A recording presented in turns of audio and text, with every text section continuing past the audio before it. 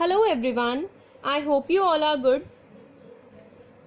Last lecture में मैंने आपको प्रेजेंट वैल्यू पे वीडियो दी थी मैथमेटिक्स ऑफ फाइनेंस पे।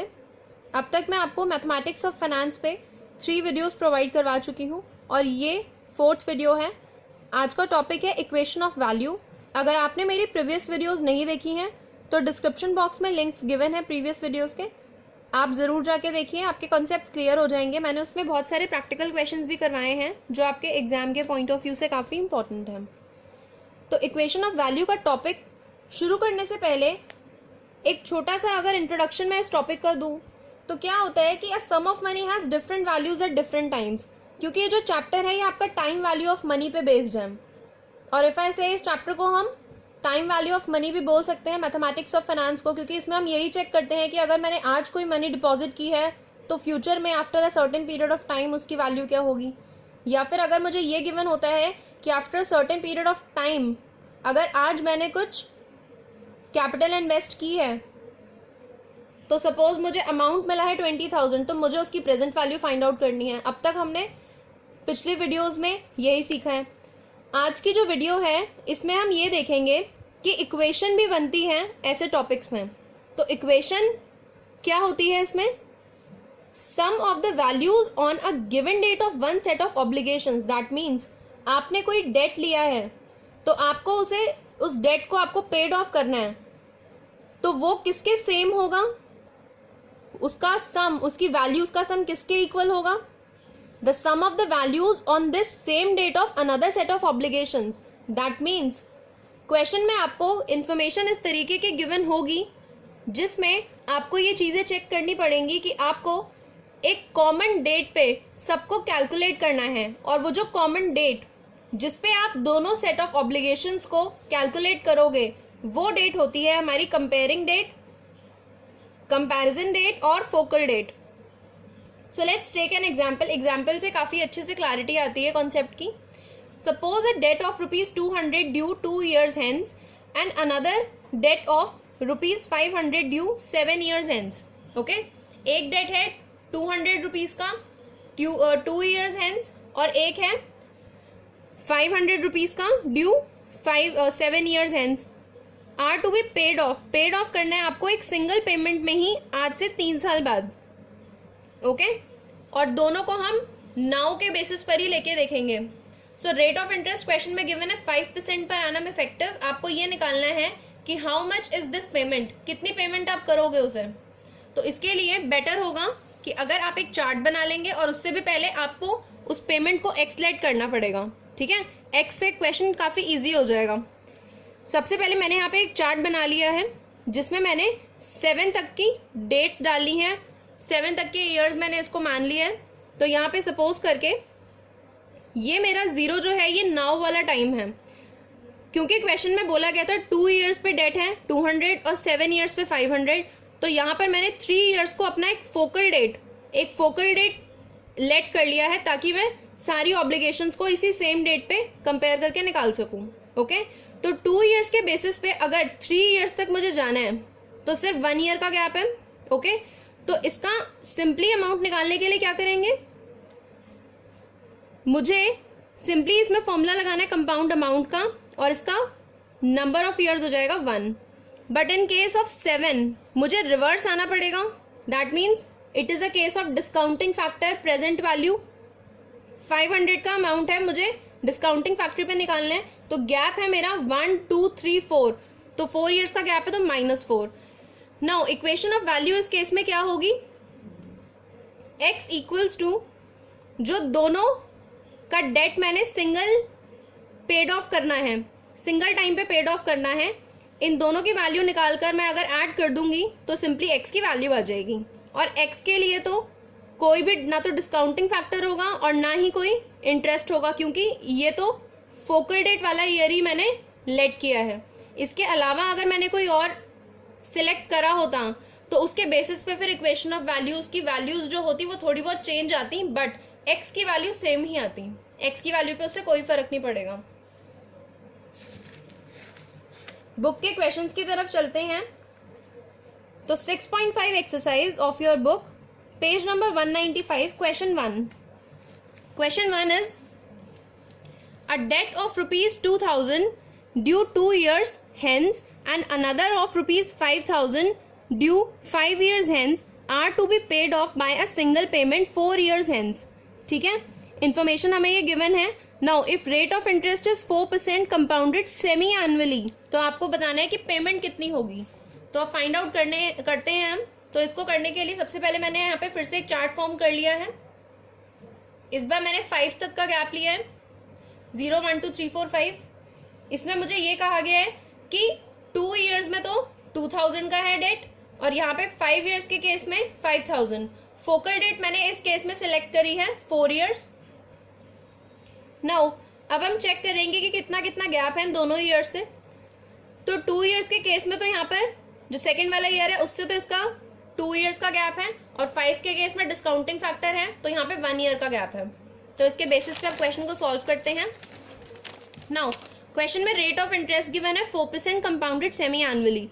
अननोन पेमेंट को मैंने एक्सलेट कर लिया है. Focal date is 4 years hence.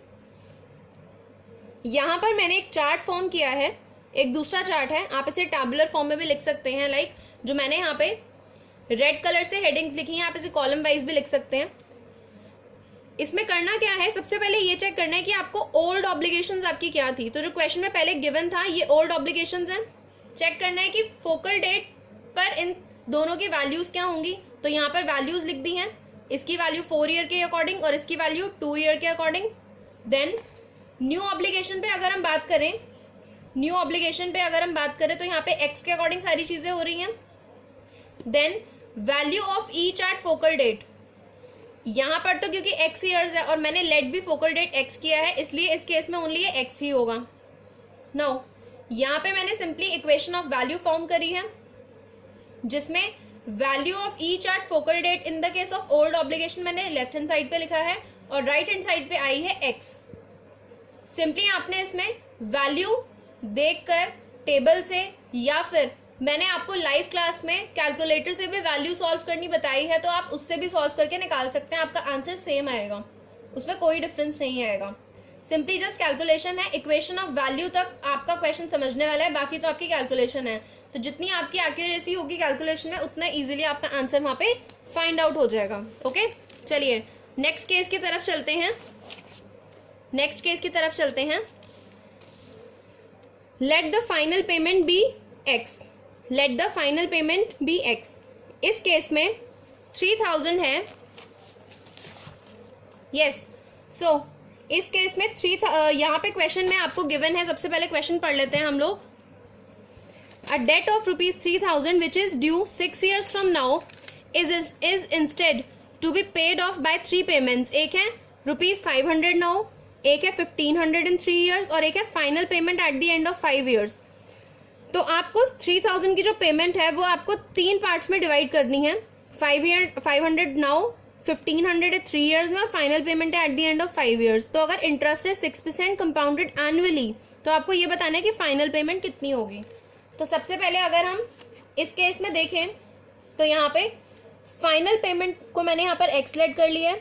3000 due 6 years from now जो है उसकी 3 यहाँ पे कंडीशंस लिख ली हैं. 500 नाउ, 1500 in 3 years, और ये जो फाइनल पेमेंट है at the end of 5 years. Interest rate is given in your question as 6% compounded annually. Now focal date is 5 years hence. ये मैंने अपने आप लेट कर लिया है. आप देख सकते हैं मैंने यहाँ पे एक चार्ट भी फॉर्म किया है. तो यहाँ पे 0 1 2 3 4 5 6. इस केस में जो 0 है वो है 500 और 3 जो है वो 1500 है, और यहाँ पे फोकल डेट जो मैंने लेट करी है वो है 5. यहाँ पे फोकल डेट जो मैंने सिलेक्ट करी है वो है इस क्वेश्चन में 5. तो यहाँ पे फोकल डेट के केस में 5 years के अकॉर्डिंग मुझे पूरा क्वेश्चन सॉल्व करना है. ओल्ड ऑब्लिगेशन इस केस में 3000 ड्यू 6 years है, and value of each at focal date मैंने इसके अकॉर्डिंग फाइंड आउट कर ली है. कैसे देखते हैं, क्योंकि मैंने 5 year यहाँ पे फोकल डेट को सिलेक्ट करा है, तो सबसे पहले ये चेक किया जाएगा कि 500 के अकॉर्डिंग कितना गैप आ रहा है. तो देखिए 5 अगर आपकी फोकल डेट है तो यहाँ से हम गैप चेक करते हैं. सो 1 2 3 4 5. ओके, तो यहाँ पे 5 years का आ गया है. ठीक है, देन अगर मैं चेक करती हूँ 1500 के केस में 3 years का, तो यहाँ पे 3 years का चेक करें तो 1 2, और focal date at the end of 5 years, तो इसमें तो कोई चेंज नहीं आएगा क्योंकि फोकल डेट सेम है फाइनल पेमेंट की डेट से। यहाँ पर मैंने सिमिलरली वैसा ही चार्ट बनाया है। ओल्ड ऑब्लिगेशन है 300 ड्यू 6 ईयर्स, तो 300 ड्यू 6 ईयर्स फ्रॉम नाउ की अगर बात करें, क्योंकि 6 ईयर्स तो यहाँ पर आ रहा है और फोकल डेट मैंने इससे पहले की सिलेक्ट की है, तो डिस्काउंटिंग फैक्टर की वजह से पावर जो होगी वो नेगेटिव में चली जाएगी और 1 ईयर का यहाँ पे गैप आ रहा है। तो आप देख सकते हैं मैंने यहाँ पर लिखा है 3000 मल्टीप्लाई 1 प्लस 0.06 पर -1। नाउ इन दिस केस 500 है यहाँ पे, ओके यहाँ पे 500 है, तो 500 के हिसाब से मैंने यहाँ पे 5 ईयर्स का गैप लिया है, जैसे मैंने अभी आपको ऊपर कैलकुलेट करके बताया। देन 1500 के केस में यहाँ पर 2 ईयर का, और ये तो हमारा फोकल डेट पर ही डेट थी, इसलिए इस पर कोई चेंजेस नहीं आएंगे। तो चलते हैं इक्वेशन ऑफ वैल्यू बनाने की तरफ। इक्वेशन ऑफ वैल्यू इस क्वेश्चन में बनेगी as 3000 1 plus 0.06 raise to the power -1, okay, क्योंकि ये वो अमाउंट था जो सबसे पहले हमें गिवन दिया हुआ था, जो ड्यू था, और बाकी की ये जो 3 पेमेंट्स हैं इनके थ्रू मुझे इसको पेड ऑफ करना था। तो जो मैंने पीछे टेबल में लिखी थी वैल्यूज, जस्ट उसे मैंने यहाँ पे राइट हैंड साइड पर लिख दिया है, और जो वैल्यू मुझे स्टार्टिंग में ड्यू थी, जो मेरी डेट था जो मेरा, वो मैंने लेफ्ट हैंड साइड पे लिख दिया है। अब तो आपको सिंपली जस्ट इसकी वैल्यू पुट करनी है और आपका आंसर आ जाएगा, और आंसर आ रहा है इसका 475.40। Now come to the next question. Next question is a debt of ₹2000 due in 3 years and 3000 due in 7 years is to be repaid by a single payment of 1000 now and 2 equal payments which are due 1 year from now and 4 years from now. Question में कहा जा रहा है कि date है एक तो 2000 जो ड्यू होगा 3 इयर्स में, और एक है 3000 जो ड्यू होगा 7 इयर्स में। इसे रीपेड करना है आपने सिंगल पेमेंट पे। एक तो 1000 रुपीज नाउ, और बाकी की जो 2 है वो आपको इक्वल पेमेंट्स देनी है, जिसमें एक तो है ड्यू 1 ईयर फ्रॉम नाउ और दूसरी है 4 years from now. Now the interest rate is 6% compounded annually. Now how much are each of the equal payments. इस केस में क्या करेंगे, सबसे पहले मैंने वैसे ही सारी की सारी इंफॉर्मेशन को अपनी लैंग्वेज में लिख लिया है। Let each of the equal payments be x, 200 due in 3 years plus 2000 due in 3 years and 3000 due in 7 years is to be repaid by, सबसे पहले तो 3 कंडीशंस क्या है, 1000 rupees now, rupees x due 1 year from now and rupees x due 4 years from now. Interest rate is given in the question as 6% compounded annually. इसमें मुझे focal date select करनी है, तो मैंने फोकल डेट यहाँ पे 4 ईयर सिलेक्ट कर ली है, ठीक है। अब हम यहाँ पर भी टेबल बनाएंगे। तो टेबल कैसे बनाते हैं, old obligation, value of each at focal date, new obligation and value of each at focal date. Now in this case old obligations मेरी क्या क्या थी, ये दोनों 2000 ड्यू इन 3 इयर्स और 3000 ड्यू इन 7 इयर्स। अब क्योंकि मैंने फोकल डेट यहाँ पे 4 ईयर्स सिलेक्ट करी है, तो 4 ईयर्स के अकॉर्डिंग अगर मैं यहाँ पर देखूं तो 3 ईयर से 4 ईयर के बीच में गैप आ रहा है 1 का, तो इस केस में यहाँ पे 1 सिंपल है, अमाउंट का फॉर्मूला पुट किया हुआ है।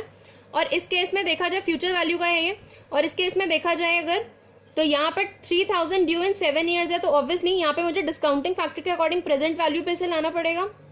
तो इस केस में -3 आ जाएगा क्योंकि गैप 7 से 4 तक का -3 है।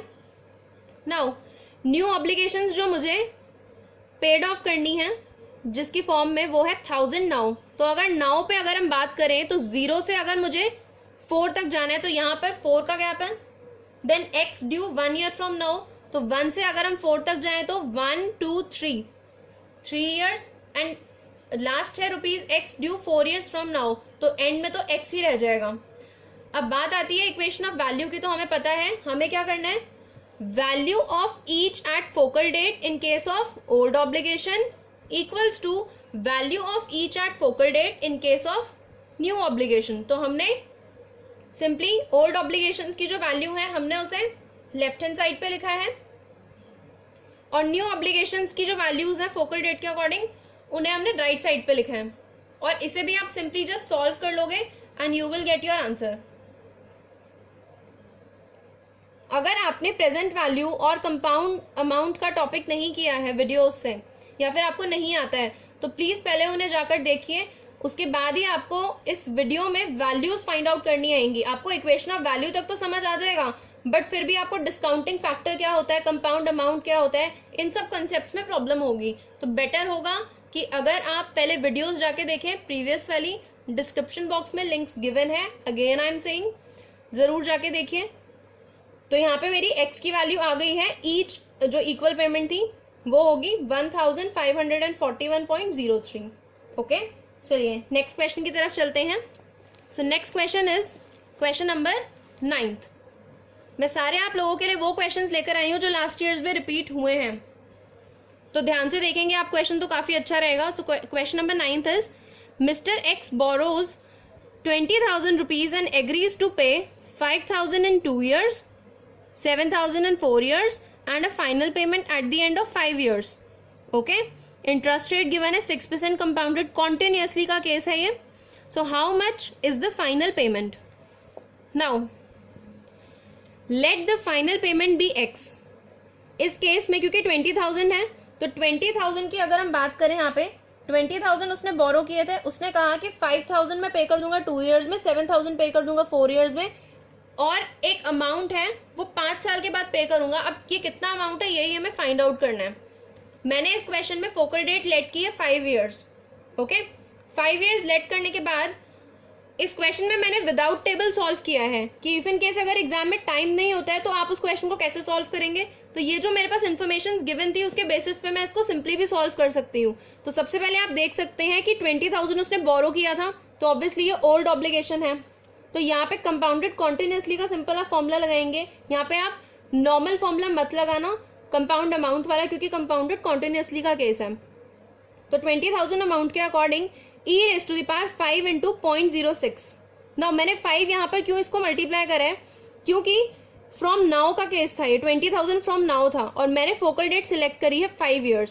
तो अगर मैं 20,000 के 0 ईयर से 5 years का गैप देखूं तो गैप आता है टोटल 5। ओके, तो यहाँ पे 5 into 0.06। नाउ नेक्स्ट केस है 5,000 का। तो 5,000 से देखा जाए तो क्योंकि 2 years है तो 2 से 5 तक फोकल डेट जो 5 years है, 2 से 5 तक का गैप कितना होगा, 3, 4, 5। तो 5th पे आ रहा है 3rd ईयर, तो यहाँ पे आएगा 3 into 0.06। देन 7,000 के केस में 4 years का बोला है इसने, तो 4 से 5 years के बीच में तो 1 का ही गैप होता है। तो e raised to the power 1 into 0.06 and eight the and जो 5 years पे वो कर रहा है वो फोकल डेट भी मैंने 5 years ही सिलेक्ट करी है। तो सिंपली तरीके से इसमें भी आप e की वैल्यूज सिंपली देखेंगे, सिंपली पहले इसको मल्टीप्लाई कर दें, उसके बाद e के एक्सपोनेंशियल का जो टेबल है वहां से आप टेबल की वैल्यू चेक करें। वैल्यू चेक करनी मैंने आपको लास्ट की वीडियोस में बताई हैं, तो बेटर होगा अगर आप वो वाली वीडियोस देखेंगे, काफी अच्छा रहेगा आपके लिए। ओके, नाउ e की वैल्यूज अगर आप देखें तो 0.3 में e की वैल्यू पॉजिटिव में आ रही है 1.3499, 0.18 में वैल्यू आ रही है 1.1972 और पॉजिटिव में 0.06 की वैल्यू आ रही है 1.0618। ओके, सिंपली आप इसको सॉल्व करेंगे, you will get your answer as 13,579.4 और 13,578.18। ओके, तो ये दोनों ही वैल्यूज आसपास हैं, तो आप दोनों में से आपको कोई भी आंसर आ रहा है वो चल जाएगा, क्योंकि डेसिमल वाइज थोड़ी सी चीजें चेंज हो जाती हैं। चलते हैं आज के लास्ट क्वेश्चन की तरफ। आज का लास्ट क्वेश्चन है क्वेश्चन नंबर 11। ये क्वेश्चन 2005 में भी आया था, तो इसके आने के चांसेस हैं, क्योंकि DU में ये चीज़ देखी गई है कि काफ़ी गैप ईयर्स लेकर क्वेश्चंस रिपीट हुए हैं। So last question is a date of ₹3,000 which is due 6 years from now is instead to be paid off by 3 payments। Okay, 3,000 का डेट है 6 years फ्रॉम नाउ, 3 payments में उसने उसे paid off करना है। पहला है 5,000 now, 1,500 in 3 years and a final payment of 475 at the end of n years। आपको इस बार क्वेश्चन में लास्ट वाली पेमेंट का टाइम नहीं बताया है, नंबर ऑफ ईयर्स ही नहीं बताए हैं। So if the rate of interest is 6% per annum effective, find the value of n। इस तरीके का क्वेश्चन भी एग्जाम में आ जाता है। तो देखिए, सबसे पहले तो debt of ₹3,000 due 6 years from now, इसके लिए मेरे पास 3 पेमेंट्स की इंस्टॉलमेंट्स दी हुई हैं। इंस्टॉलमेंट्स तो यहाँ पे क्या है, एक तो है कि 500 नाउ, एक है 1500 इन 3 ईयर्स, और एक है 475 at the end of n years. ये n ही मुझे फाइंड आउट करना है। Rate of interest is given in the question as 6% per annum effective. Focal date यहाँ पे इस केस में मैंने 0 ईयर सिलेक्ट करी है। Okay, now equation of value. Equation of value इस केस में क्या बनेगी? सबसे पहले तो 3000 ओल्ड ऑब्लिगेशन है, तो इसी वजह से 3000 का अगर मैं 0 से कनेक्शन देखूं तो 0 से 6 के बीच में, क्योंकि 3000 ड्यू 6 ईयर्स फ्रॉम नाउ था, तो 0 से 6 का अगर कनेक्शन देखेंगे, क्योंकि मैंने फोकल डेट को 0 लेट किया है, तो दैट मीन्स मुझे 6 से 0 पे आना पड़ेगा। ओके, मुझे 6 से 0 पे आना पड़ेगा। दैट मीन्स डिस्काउंटिंग फैक्टर यहाँ पे काम आएगा, तो इसलिए पावर आएगी नेगेटिव में। 6 से 0 पे आना पड़ेगा। नेक्स्ट है 500 नाउ। 500 नाउ की अगर बात करें तो इस केस में क्योंकि नाउ की बात हो रही है, तो फोकल डेट को मैंने यहाँ पे 0 ईयर सिलेक्ट करा है, सो ये 500 का 500 ही हो जाएगा। क्योंकि आज के टाइम पे अगर देखा जाए, अगर नाउ की बात हो रही है और 0 ईयर है, तो अभी तो कोई इंटरेस्ट आएगा नहीं फिर उस केस में। 1500 इन 3 ईयर्स की बात करें तो अगर मैं 0 से 3 पे जाती हूँ, ओके सॉरी, अगर मैं 3 से 0 पे आती हूँ, क्योंकि फोकल डेट तो मैंने 0 ईयर सिलेक्ट करी है, तो मुझे इसमें भी डिस्काउंटिंग फैक्टर के अकॉर्डिंग सॉल्व करना पड़ेगा। Then it will be 1500 multiply 1 plus 0.06 raise to the power -3, और एट द एंड क्या करना है? 475 तो इस क्वेश्चन में मुझे गिवन ही है, और मुझे यहाँ पे रेट ऑफ इंटरेस्ट भी गिवन है, बट n गिवन नहीं है। बट इतना तो पता है कि ऑब्वियसली यहाँ पे मुझे इसको रिवर्स लेके आना पड़ेगा eight the end of n years में, तो यहाँ पर ये केस हो जाएगा -n का। नाउ सिंपली मैंने इसमें वैल्यूज पुट की हैं।